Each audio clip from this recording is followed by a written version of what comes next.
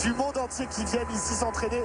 Et à l'instant où je vous parle, vous avez des véhicules blindés qui sont justement en train de progresser, une quinzaine, et qui se dirigent vers l'hypercentre parce qu'il va falloir protéger cette ville. Il y aura tout un travail de renseignement qui est également opéré par ces soldats.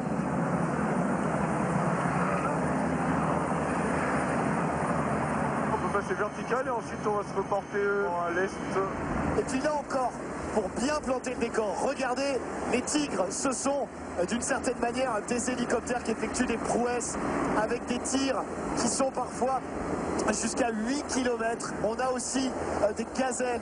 Les gazelles, et tout à l'heure, vous le verrez dans les conditions du direct, les gazelles sont capables de tirer 3000 munitions en 1 minute.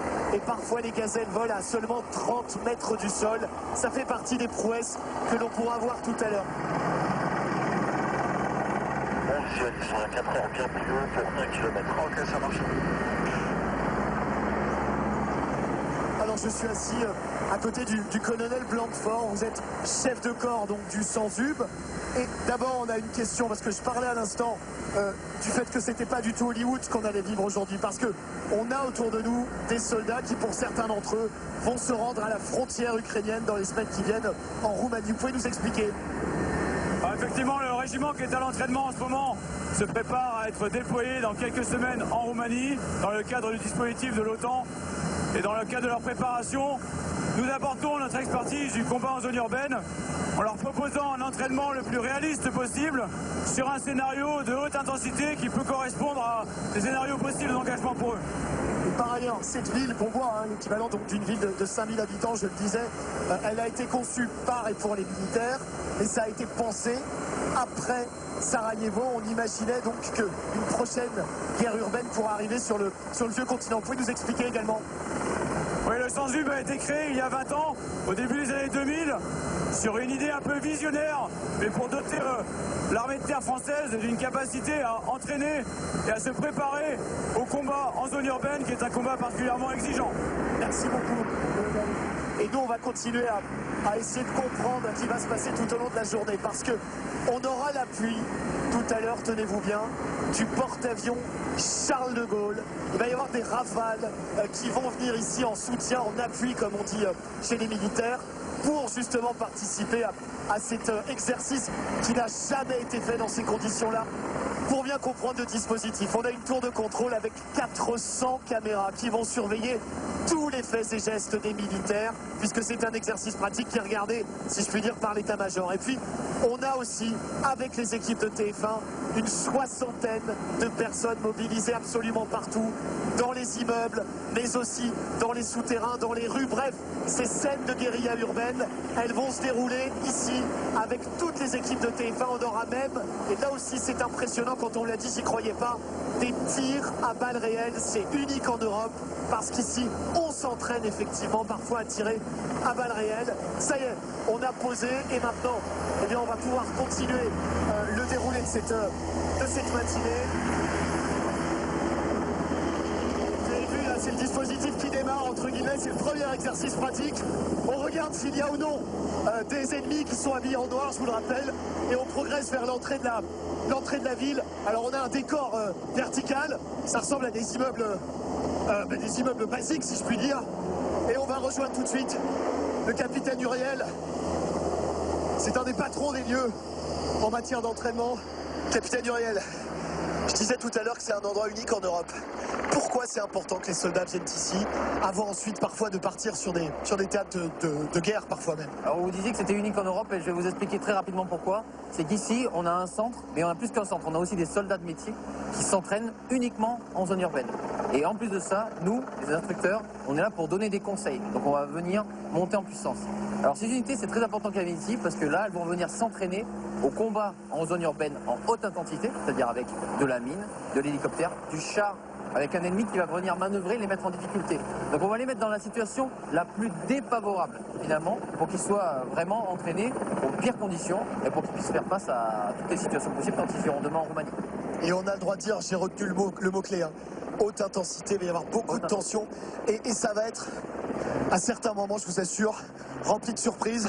Et surtout, ça permettra de comprendre les prouesses qui sont celles de l'armée. Allez, on va courir un peu parce qu'il y a beaucoup de choses qui nous attendent dans les prochaines minutes. Regardez juste le bunker avec déjà des ennemis habillés en noir. Je ne vais pas aller plus loin pour respecter évidemment cet exercice pratique. Juste un mot pour vous dire qu'on a des véhicules blindés qui continuent encore d'approcher de ce centre, de cet hypercentre, dans cette ville qui est, je le rappelle, aux mains de l'armée. Mais il y a des ennemis qu'il faut déloger.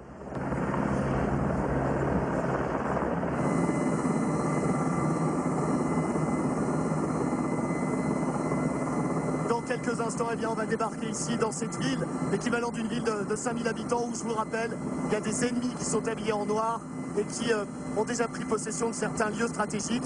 Et donc avec l'appui de chars blindés, avec plus tard l'appui de Mirage et de Rafale,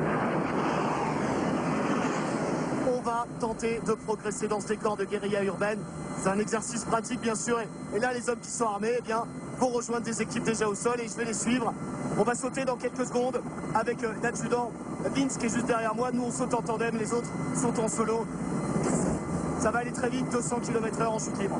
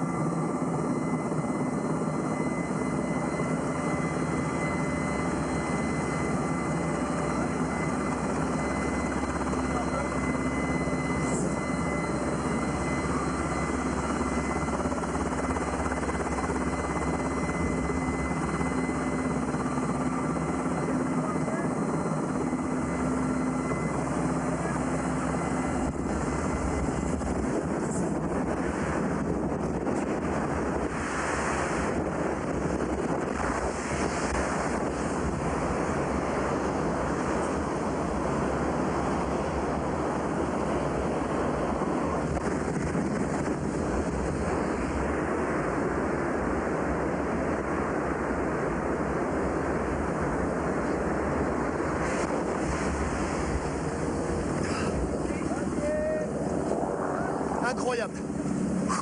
Voilà, on survole une zone qui est une zone militaire, 6000 hectares.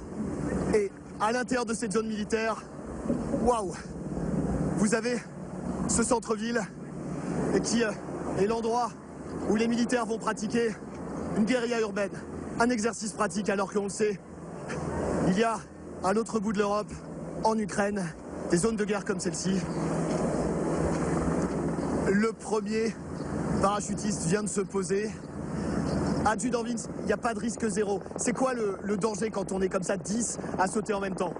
Le plus gros danger quand on est 10, justement, c'est d'arriver à poser sur zone en sécurité, les uns derrière les autres, sans se rencontrer et sans se percuter sous vol. Le risque d'accrochage, plus on se rapproche du sol, plus il est important. Et c'est pour ça qu'il y a des procédures qui sont mises en place pour que chacun ait son circuit et puisse venir faire son final, ce qu'on appelle le final pour poser, en sécurité, et qu'on le fasse les uns derrière les autres et pas tous en même temps et surtout tous dans le même sens. Pas à se percuter ou s'accrocher, ce qui serait inévitablement fatal pour les parachutistes qui se percuteraient. Allez, vas-y, prends la position là maintenant et maintiens-la bien jusqu'au sol, très bien. Hop là, super. Hop là, tac, nickel. Ok, c'est bon. J'explique juste, là j'ai une arme, mais l'arme en question va revenir ensuite aux parachutistes et on va pouvoir ensuite progresser. Le temps de se déséquiper, un mot sur ce qui se passe en ce moment dans l'hypercentre, dans cette ville du Sanzub. Vous avez des ennemis qui ont pris position sur des toits et donc, eh bien, il y a une étape qui arrive dans un instant juste à côté. On termine de se déséquiper.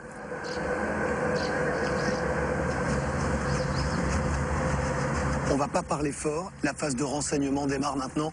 On va avancer lentement pour ne pas être repéré par les ennemis habillés en noir qui sont à 500 mètres sur les hauteurs de la ville. Et donc, on progresse, c'est bon, le champ est libre. Je voulais vous montrer deux choses. Et c'est comme ça que ça se passe dans des terrains de conflit à haute intensité. Vous avez ici un duo de tireurs d'élite. En cas de problème, bien entendu, dans la seconde, ils peuvent agir, notamment pour protéger leurs équipes. Et puis, ici même, vous avez le renseignement, à proprement parler. Ça se passe d'abord avec le sergent-chef Brice, qui a ce téléobjectif, un énorme appareil photo qui permet donc de voir où se trouvent les ennemis. Je vous le disais, ils sont sur certains toits, ces ennemis habillés en noir. Sergent Nick, on a besoin de savoir exactement. Vous n'êtes pas en train de jouer à James Bond. Ça sert à quoi ce travail précisément? Exactement. Nous sommes sur une position d'observation. Cela va nous permettre de détecter, de reconnaître et d'identifier des potentiels ennemis sur zone. Mais surtout, ça nous permet de clarifier la zone s'il y a du civil encore sur position. Et ça, c'est très important. On l'a bien entendu. Priorité les civils. Être sûr qu'ils ne sont pas présents dans les endroits où vous allez frapper. Là encore, pour comprendre. À l'instant où l'on se parle, il y a une tour de contrôle ici au Sanzub, avec 400 caméras qui sont branchées sur tous les lieux stratégiques. Ça veut donc dire qu'on voit ce que font les soldats et ensuite on pourra corriger ou améliorer encore certaines techniques. C'est le principe même de ce centre du Sanzub. Mais on en revient à notre exercice pratique, c'est dans le ciel que les choses vont se passer. Justement, vous faites appel à qui pour vous aider là? Grâce à nos capteurs, on a pu identifier de la présence ennemie sur zone. Du coup, on va appeler les hélicos, les tigres de l'ALAT pour pouvoir nous intervenir sur nos positions. Là, on fait vertical du bunker. Ouais, tu vois le bâtiment orange, midi? Voilà, il est dans l'axe là-dessus.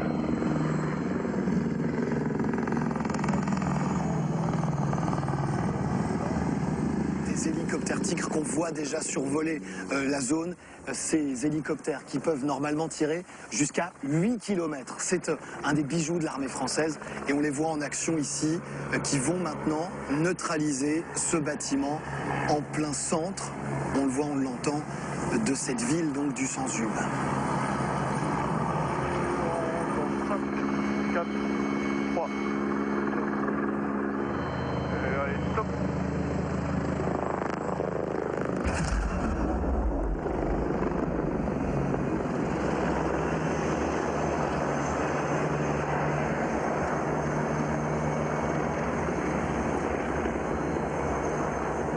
Voilà pour l'appui aérien, ça veut dire maintenant que c'est au niveau terrestre que ça va se passer.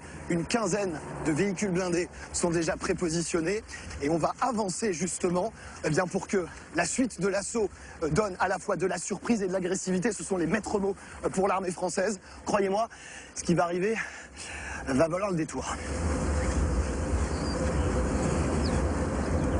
On est maintenant à l'orée de la ville et on va progresser à découvert. Donc on va faire assez vite pour rejoindre le capitaine Alain qui est instructeur et il est donc habillé en bleu.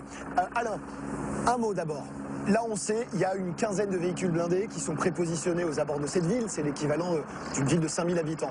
On a des ennemis qui sont planqués dans plein d'endroits. Vous savez déjà pour certains où ils sont. Pourquoi vous foncez pas? Alors là, on vient de réaliser la phase de renseignement qui a notamment été exploitée par les tigres qui ont détruit des points clés d'ennemis. Maintenant, on va passer à la phase d'abordage. C'est-à-dire qu'on va passer de la zone boisée qu'on voit ici à la ville. Et c'est un moment qui est très dangereux.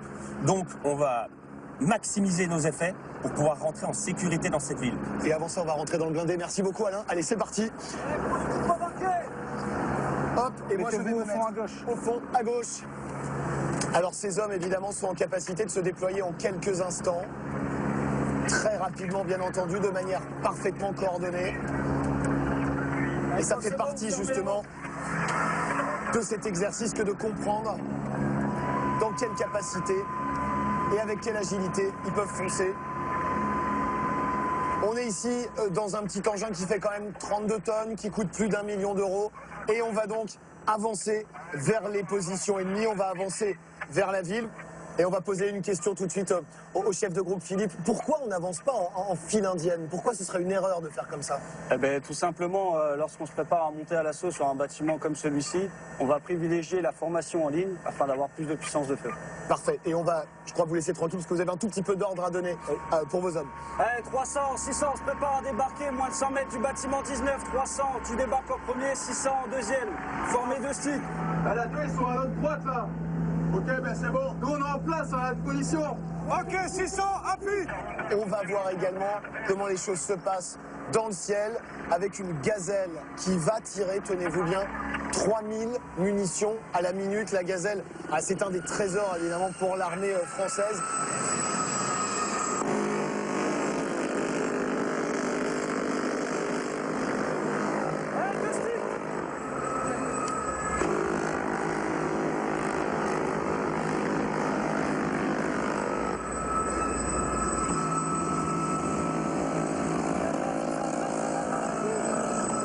Donc des tirs à l'entrée de la ville.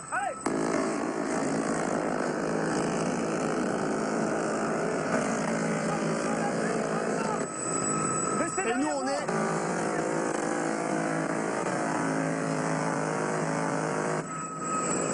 le blindé, voyez ces hommes.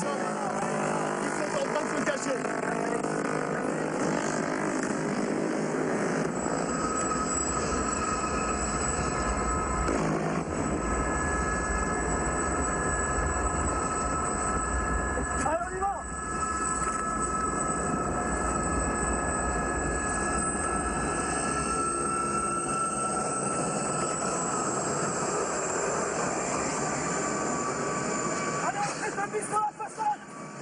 Et voilà les ennemis qui sont présents ici, dans ce bâtiment.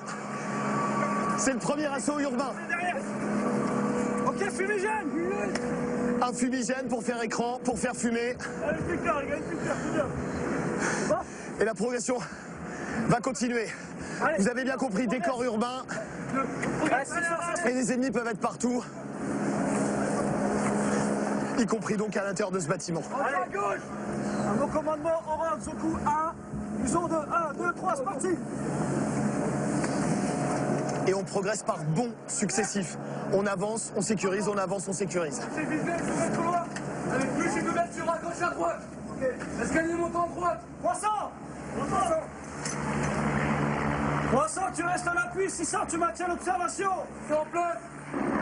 Oui, on continue cet exercice grandeur nature, cette guérilla urbaine menée par l'armée. À l'instant où l'on se parle, une gazelle, c'est-à-dire un hélicoptère de l'armée de terre, est en train d'essayer de neutraliser des assaillants dans l'hyper-centre-ville. Et nous, vous l'entendez peut-être, quand on me l'a dit la première fois, je pensais que c'était une blague, et pourtant c'est vrai. Et c'est pour ça qu'on s'équipe. Eh bien, les militaires tirent à balles réelles. C'est un lieu unique en Europe. Et on va voir à quoi ça ressemble. On les suit. Alors, on pénètre dans la buse.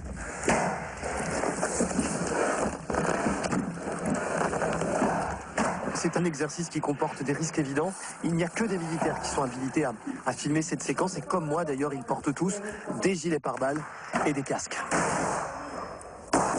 300 reçu. Tu restes en appui si ça va s'emparer des tranchées.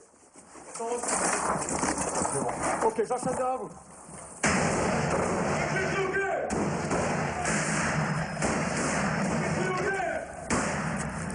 Et on va maintenant partir dans une tranchée, comme il en existait en 1914.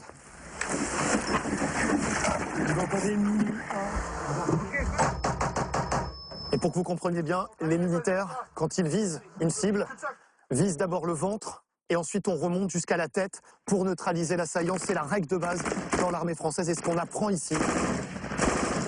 Ouverture en croix, gauche, droite, midi. Profondeur 10 mètres, ouverture en croix. Il y a une odeur de poudre absolument partout. C'est particulier. Pour tout vous dire, moi j'étais fin février en Ukraine, dans ce type de tranchée, au kilomètre zéro. Il y avait juste en face, à 200 mètres, des Russes. Et les Ukrainiens avaient pris possession des tranchées. Et là, aujourd'hui, ce que font les soldats français, eh bien, ils s'entraînent dans les mêmes conditions. On le sait, il y a la guerre à quelques milliers de kilomètres de la France. On continue. De toute façon, on repassera après.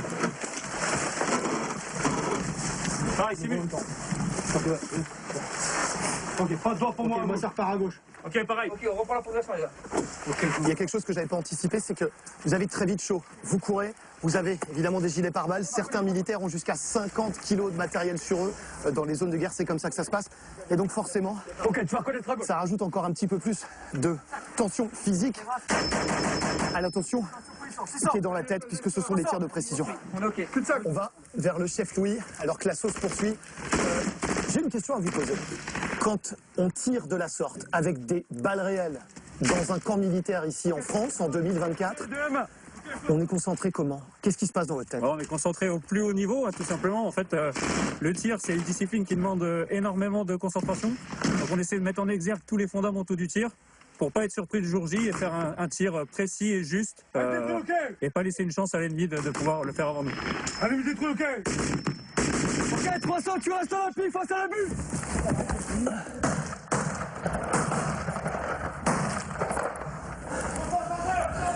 On entend les balles qui résonnent absolument partout dans cet espace.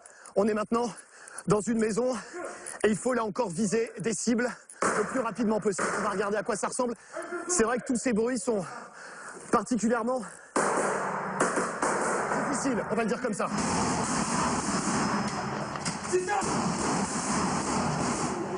C'est unique en Europe. Il n'y a aucun autre endroit où les soldats s'entraînent comme ça à balles réelles. Il y a des douilles déjà par terre. Au total, c'est 3000 munitions qui sont utilisées pour cet exercice pratique. C'est considérable. En place, là. Allez, vous êtes tous OK. On continue l'ouverture, Regarde les trucs choqués, ça repart, on fait. Allez, on rentre dans la pièce, on rentre. OK, là, qui se planifie, passe à l'ouverture. OK, numéro 1, je suis là. Pense un peu. On a mis les trucs ici, OK. Numéro 2, des trucs OK. OK, aussi pour les comptes rendus. Sortez, voilà. Voilà, on a retrouvé les soldats pour la dernière partie de l'exercice. Exercice pratique. Où cette fois-ci, on est dans une ville, vous le voyez, l'aspect vertical va beaucoup compter. Ok, on prépare une photo. Toujours autant de cibles qui peuvent surgir à la dernière seconde. Et on le rappelle, hein, avec toujours des tirs à balles réelles. Major, question très simple. Est-ce qu'on a peur quand on fait un exercice comme celui-là? La peur reste une réaction naturelle. L'adrénaline prendra bien souvent le dessus. Force à peur, en fait. Mais le risque zéro, il n'existe pas. Le risque zéro n'existe pas. On fera tout pour l'éviter. OK. Ok, c'est ça, on est OK. Ouais, suivi, reprise. Le type en secteur, là.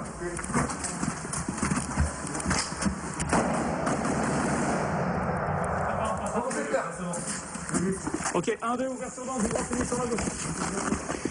Relève.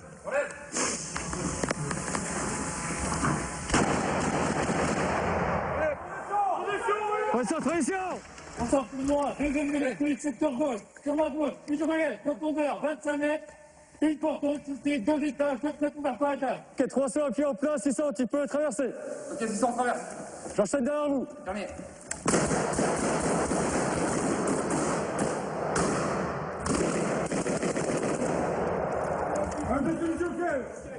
Décolle le secteur. Prends ton dernier élément, tu franchis totalement le carrefour. OK, relève.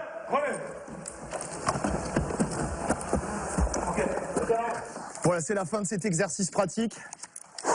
C'est intense, c'est le moins qu'on puisse dire. On va continuer pour l'enjeu principal, je vous le rappelle, l'assaut final. Il y a encore des assaillants qui sont dans le centre-ville et on va voir comment progresser pour les neutraliser. On approche de l'hypercentre, l'équivalent d'une ville de 5000 habitants. Vous voyez autour de moi, il y a une petite dizaine d'hommes armés et on va commencer justement cet assaut alors que vous avez dans la place qui ressemble donc à une petite ville, des ennemis, ils sont habillés en noir et donc, eh bien, les assaillants, on va tenter de les déloger. Ils sont présents dans plusieurs bâtiments. C'est parti pour cette opération. Allez, c'est pas. Différents véhicules blindés qui sont juste à l'entrée de cette place. Et on va s'équiper parce qu'il va y avoir des tirs qui vont être intenses et par mesure de sécurité, protège les oreilles et les yeux.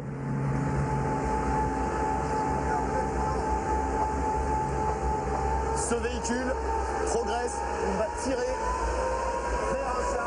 vers un véhicule blindé ennemi qui se trouve de l'autre côté de la place.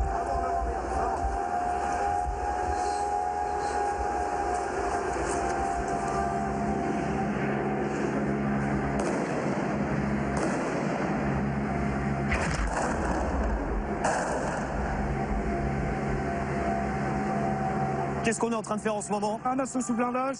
C'est-à-dire qu'on pourrait rester à l'appui par le VBCI afin de s'emparer d'un bâtiment. Le VBCI, c'est donc ce véhicule qui sert de bouclier.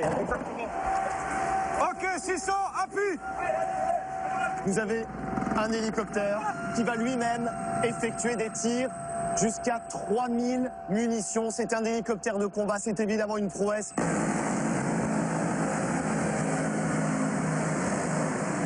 Que l'armée de terre est en capacité justement de réaliser pour déloger un maximum d'ennemis. Je le rappelle, ils sont habillés en noir. Voilà maintenant une porte qui vient d'être ouverte. On va pouvoir rentrer à l'intérieur. Qu'est-ce qu'on fait maintenant? On fait un robot à l'intérieur. Allez, go. C'est une dizaine de mètres. Allez, rallye à droite, allez. C'est une sorte d'espion. Go. OK, minuit. Où se trouvent les ennemis? Rez-de-chaussée, premier étage. Il va y avoir évidemment un déploiement des militaires. Allez, c'est parti, on y va, on s'y met, allez. Dans tous les lieux de ce bâtiment. Attends, rentre pas tout de suite. Allez. Première progression ici. Vous voyez le travail collectif qui consiste évidemment, bien sûr, à réfléchir en équipe. Et c'est parti, on continue. Et nous, pendant ce temps, allez, en avant. on va progresser vers le premier Tu restes dehors. avec une stratégie du perroquet. Ça veut dire qu'on avance par bonds successifs.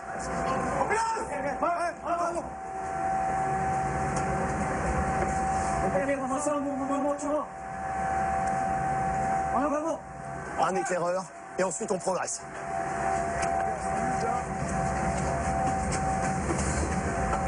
Attention, il va y avoir un assaut musclé.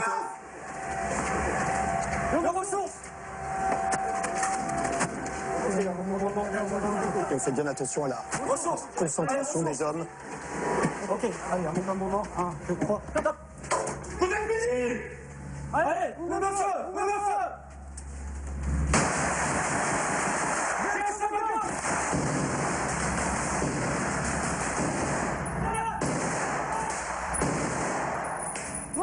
Une grenade.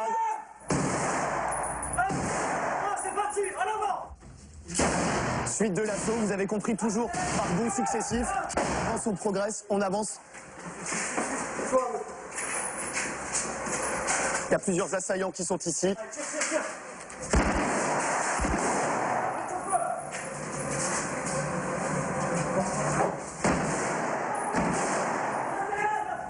On devine déjà plusieurs assaillants, voilà, qui sont neutralisés.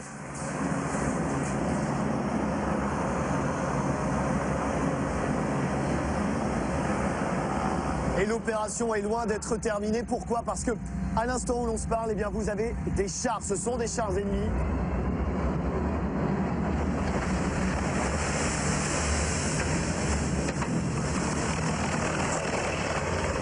Et ils sont, en tout cas pour l'un d'entre eux, en train de nous viser. Et donc, eh bien, la question c'est de savoir comment ça va se passer. L'assaut est en train de gagner en intensité et tenez-vous bien, c'est dans ce contexte que le Charles de Gaulle va rentrer en action pour la suite de cet exercice pratique, pour cette guérilla urbaine dans les conditions du direct. On est maintenant dans l'hypercentre de ce terrain militaire pour la suite de cette opération exceptionnelle et on va avancer. Je vous rappelle qu'il y a des ennemis qui sont présents en ville. Ok, appuie au sein du groupe, en avant, c'est ça. Ils sont habillés en noir et l'idée, bien entendu, c'est de les neutraliser. On avance ruelle par ruelle avec des éclaireurs. Allez, 300. Allez. Et dès qu'on a suffisamment de visibilité, on passe à la ruelle suivante. C'est comme ça que travaille l'armée française. Tu sors, tu prépares. Allez, et puisqu'on parle d'un terrain militaire et d'une opération particulière, il y a forcément un quartier général. Eh bien, vous allez le voir, ce quartier général. Il a été organisé de manière rustique à l'intérieur de ce véhicule blindé. Et vous avez un capitaine qui est en train de parler à son état-major. Ici Alpha, à partir du bâtiment 19, j'ai visuel sur 4 chars de bataille en reconnaissance offensive face à l'ouest. Oscar, je demande un appui. Qu'est-ce qu'il est en train de demander? Eh bien, très clairement, un appui, celui du porte-avions Charles de Gaulle. Tenez-vous bien, Esther Lefebvre. Et justement, sur le porte-avions, Esther, à quoi ressemble l'opération d'appui que vous allez mener, que vous allez nous raconter? Écoutez, François-Xavier, c'est une énorme machine qui est en train de se mettre en route pour envoyer plusieurs de ces avions en renfort. Ça s'active à tous les étages, en particulier là-haut. C'est là où le message vient d'être réceptionné il y a quelques instants. Regardez dans cette salle de briefing tous ces officiers, tous ces marins qui sont en train de répercuter les ordres. On se tourne vers vous, c'est vous qui dirigez ce groupe aéronaval. Comment on monte une telle opération? On a préparé des alertes, on a préparé les pilotes. Ce qu'on va faire là maintenant, c'est leur donner les derniers éléments de renseignement, où sont les amis, où sont les ennemis, afin de pouvoir leur apporter cet appui, afin de pouvoir continuer leur manœuvre. On va maintenant descendre quelques étages, direction le hangar aviation. C'est là où sont stockés les avions. Communication du commandant.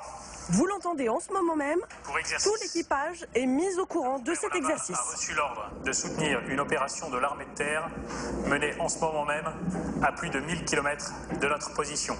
Nous allons catapulter une patrouille de 2 Rafales. Fin de communication du commandant. Vous l'avez entendu, décollage imminent de 2 Rafales marines. Et voici l'un des endroits où ça se prépare le plus activement. Celui-ci, justement, il est en train d'être sorti vers le pont d'envol.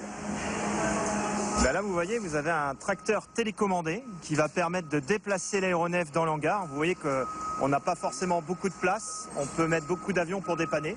Et il va le déplacer sur l'ascenseur arrière pour qu'on puisse le monter sur le pont. On va maintenant s'approcher de cette plateforme. C'est une sorte de monte-charge géant, un ascenseur extrêmement puissant. On va pas faire de bêtises, on va rester juste à côté de Stéphane. Stéphane, en combien de temps, en cas réel, quand l'ordre tombe, vous pouvez faire décoller des avions? Alors, on est toujours en mesure de pouvoir catapulter sous très faible préavis des avions qui sont parés déjà au départ et, selon le besoin opérationnel, être capable de projeter ces avions pour une mission X ou Y. Il y a toujours des avions en alerte, en fait. Tout à fait, ils sont ce qu'on appelle en alerte. Ça y est, c'est parti, montée express d'un étage. Waouh, c'est rapide. Et nous y sommes sur le pont d'envol, cet endroit le plus stratégique du porte-avions, évidemment, sa raison d'être, ce pont d'envol immense qui fait plus de 200 mètres de long. Je vous le rappelle, il s'agit d'un exercice, mais pour coller au plus près à la réalité, ces 2 Rafales vont décoller armées. Des bombes vont être accrochées sous ces avions. Elles sont en train d'être préparées dans la soute à munitions. Et vous remarquerez que tous ceux qui manipulent les munitions sont habillés en rouge. C'est le signe distinctif de ce qu'on appelle les booms. Leur chef, eh bien le voici, Eric. Ces bombes, c'est des bombes de 250 kg, des GBU-12, mais ce sont évidemment des bombes d'exercice aujourd'hui. Des bombes d'exercice, même poids, même dimension que des vraies bombes. Une GBU-12, donc une bombe qui est guidée laser et qui va permettre effectivement d'atteindre des objectifs comme des petits bunkers, voilà, en pénétration. Et la bombe est accrochée. Les techniciens font les dernières vérifications électriques pour que la bombe effectivement soit reconnue par l'avion. Merci beaucoup Eric, on vous laisse terminer cette installation. Nous, on file voir les pilotes qui sont en train de terminer leur préparation. Attention aux phases de transition quand on pop-up, d'accord, donc on sort proprement du gilet de terrain. Commandant, ce gilet que vous êtes en train d'enfiler, c'est pas seulement un gilet de sauvetage. Alors, c'est pas seulement un gilet de sauvetage, effectivement, il y a un élément de flottabilité au cas où on s'éjecte et on tombe dans l'eau, mais il y a aussi un certain nombre de composants qui nous permettent de survivre si jamais on doit s'éjecter en territoire hostile. Vous l'avions ?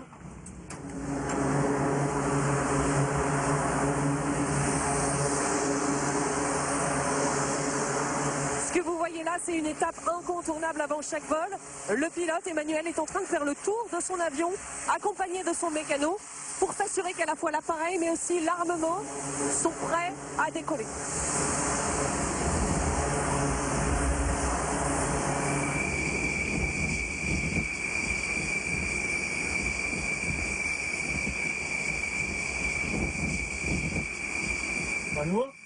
Panneau. Regardez là, à cet endroit, cette petite pièce métallique. Voici la catapulte. C'est un système quasiment unique au monde. L'avion est en train de s'approcher tout doucement, va s'accrocher dessus. Ce qu'il faut imaginer, c'est qu'en dessous, il y a une énorme quantité de vapeur. C'est une sorte d'énorme cocotte minute.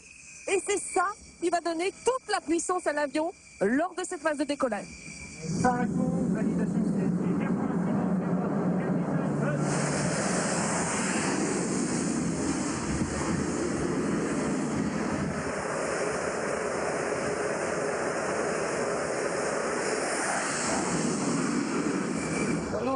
Un lancement.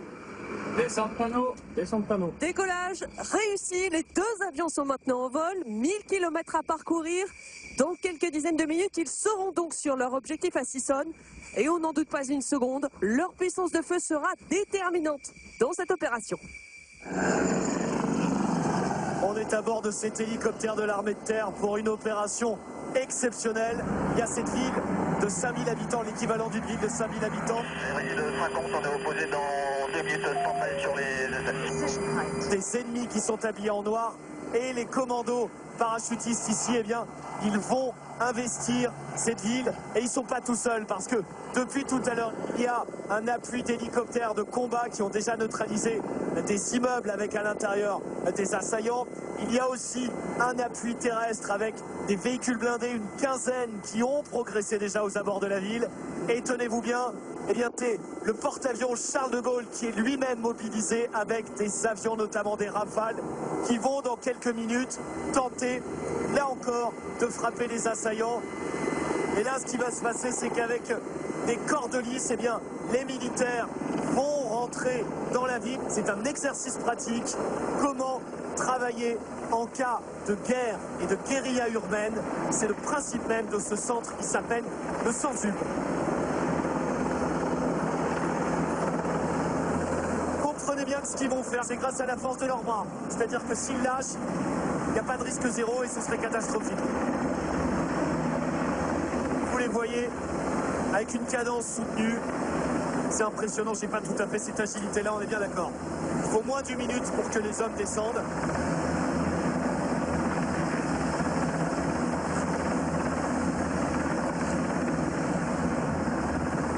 Et on va passer nous-mêmes à la phase dénitroyage. Je dois garder les bras collés au corps, sinon, si on les lève, on tombe. Évidemment, on n'a pas envie de ça. Comme ça, vous comprenez la règle du jeu. Les ennemis sont juste à côté, certains sont présents sur des toits, d'autres sont déjà présents dans les sous-sols, il va falloir les déloger et on va vivre cela jusqu'à 13h sur TF1. Voilà, ça y est, on arrive. On va se déséquiper et on va pouvoir foncer direction maintenant l'autre côté du bâtiment. D'être certain qu'il n'y a pas d'ennemis dans ce qui ressemble à un toit. Et on progresse.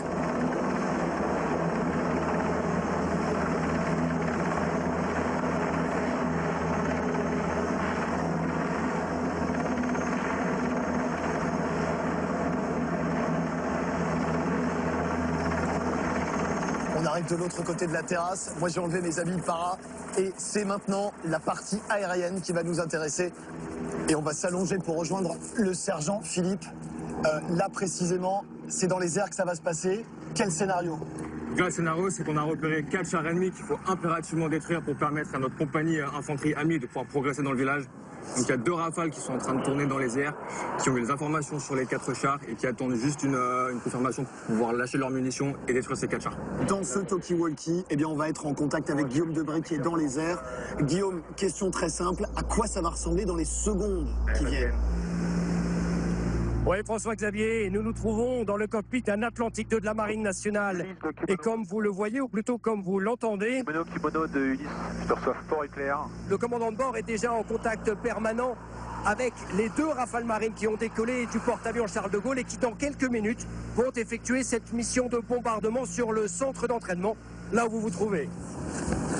Un tout petit mot aussi sur l'effet de sidération, Guillaume, parce que ça va être très sonore. Et ça a aussi un enjeu dans ce terrain de guerre.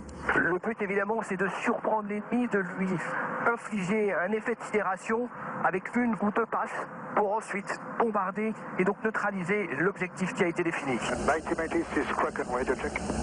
Kraken, this is Mighty, I got you, Lima, Charlie, Harry.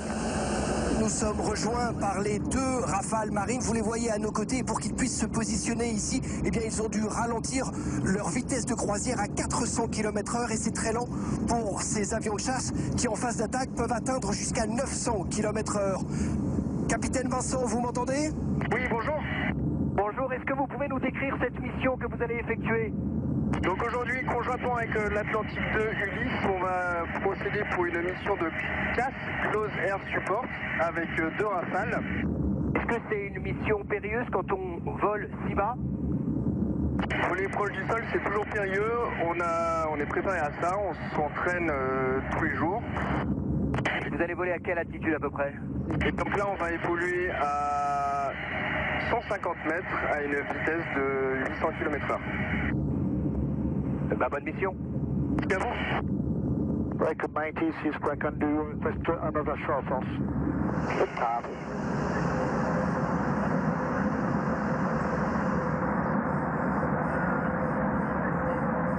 Ici, nous nous sommes dans l'Atlantique 2, à côté de l'opérateur qui est en train de guider au centimètre près ces avions pour cibler leur objectif, mais pour éviter tout dommage collatéral. Kimono 6 Kraken, Radio Lima Charlie, on me. Kimono Argent, Radio Lima Charlie, 15 miles west of Romeo 114. To check in. Kraken, we have vision on the HL2. We are just below you and we are ready for another show force. Condé, this is Kraken, you can proceed immediately for re-attack. Ok, on est pareil pour le contact.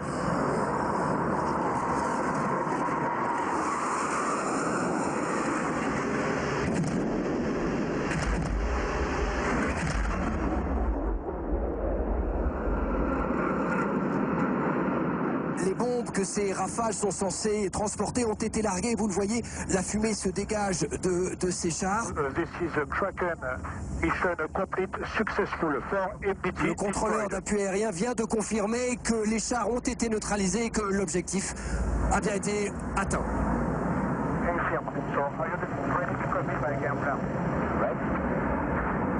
C'est l'ultime étape de cette opération exceptionnelle. On va mettre un casque et des lunettes parce que la suite va être très intense par mesure de sécurité. Je suis toujours avec ce groupe de tirailleurs et les ennemis sont toujours présents dans la ville. Il y a un assaut qui est sur le point d'arriver avec parfois, vous l'entendez déjà, des tirs ennemis et il faut donc déloger ces hommes qui sont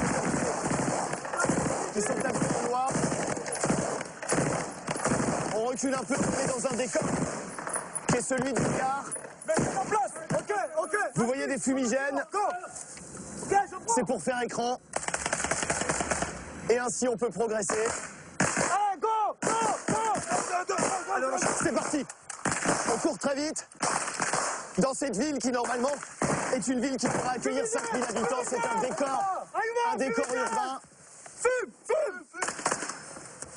Et c'est dans ces conditions que l'armée s'entraîne. C'est parti. On traverse. Balcon.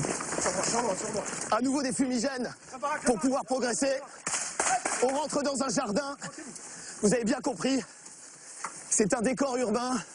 C'est très différent des entraînements militaires habituels. Pourquoi un décor urbain? Parce que depuis Sarajevo, l'armée voulait créer justement un terrain comme celui-ci en prévision d'éventuelles guérillas urbaines. Et on sait aujourd'hui, la réalité sur le terrain, notamment en Ukraine, confirme que c'est une option. On continue la progression. Certains hommes ont jusqu'à 50 kilos sur eux. C'est donc évidemment très physique. On continue. On est dans ce jardin.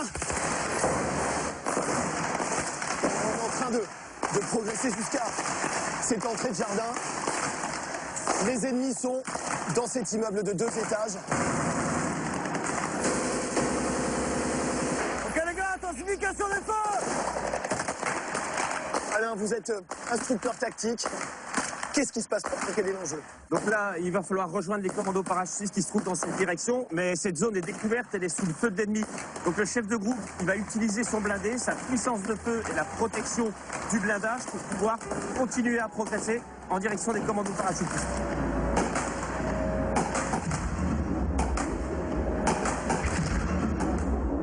À l'issue de cette attaque, il va falloir se rendre dans un autre lieu où se trouvent les derniers assaillants.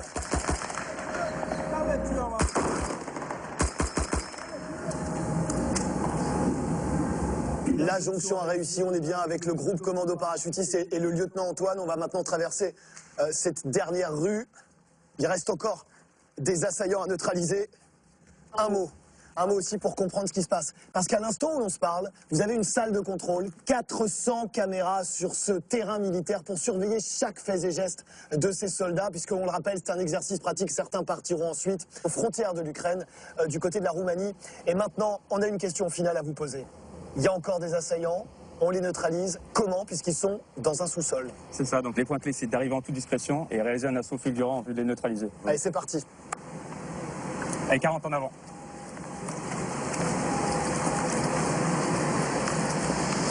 Et la progression va s'effectuer comme depuis le début de cet exercice pratique, par bonds et avancées successives.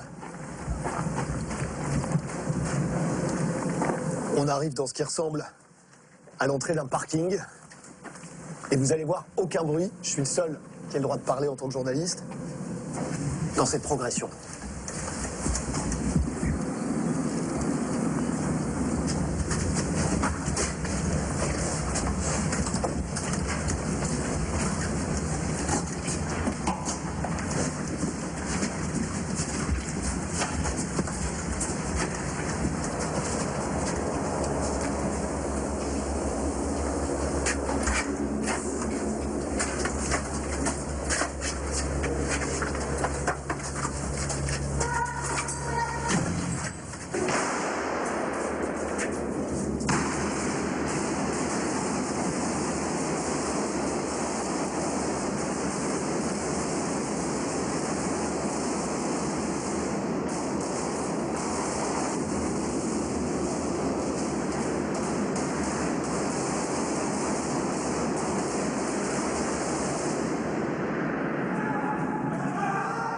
Des grenades assourdissantes pour choquer les ennemis et les sidérer. Et puis ensuite, eh bien ça y est, ils sont maintenant neutralisés.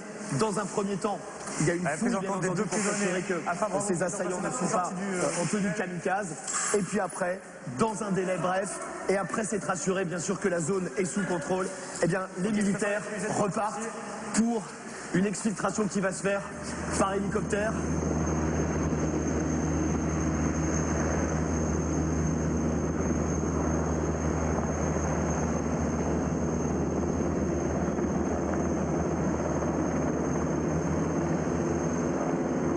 Dernier écran de fumée avant de progresser jusqu'à l'hélicoptère qui nous attend. Plusieurs hélicoptères qui sont positionnés. Je voulais juste vous dire deux choses, alors que cet exercice se termine. D'abord, le chef d'état-major des armées a rappelé, il y a quelques mois, il y a beaucoup de fumée, que la France devait se tenir prête à des combats de haute intensité. Et donc, ce type de scénario, tel qu'on l'a vécu ce matin, eh bien, c'est d'abord et avant tout pour voir précisément comment s'adapter à des terrains de conflit. Donc j'insiste, ça n'est pas pour faire beau, ça n'est pas pour faire joli. Ce sont vraiment des exercices pratiqués par des militaires.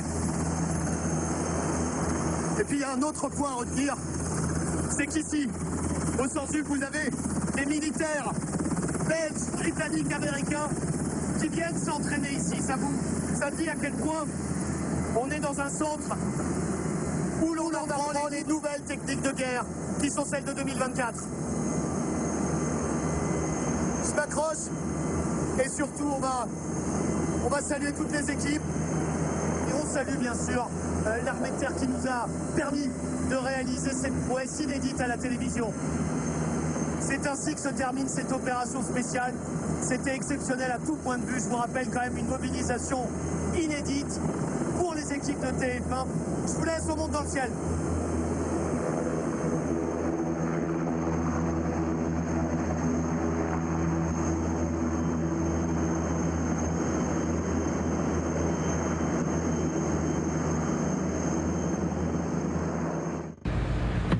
Voilà, merci. Vraiment pas cher ce sweat, hein? Ouais, sur ce site, c'est bon plan et nouvelle collection tous les jours. Regardez, 3 pour le prix d'un. Mais vous avez besoin de 3 sweats?